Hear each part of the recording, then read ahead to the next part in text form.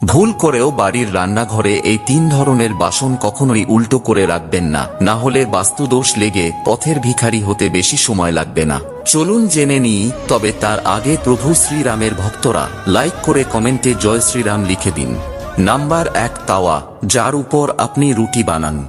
অনেক বাড়িতেই রুটি বানানোর পর এই তাওয়া বা চাটুকে উল্টো করে রেখে দেওয়া হয়, তবে জেনে নিন ঘরে পণ্যের ত্রুটি এবং দারিদ্রতা আসার এটি একটি অন্যতম বড় কারণ হয়ে দাঁড়াতে পারে। তাই সব সময় গরম তাওয়া সোজাভাবে দাঁড় করিয়েই রাখা উচিত।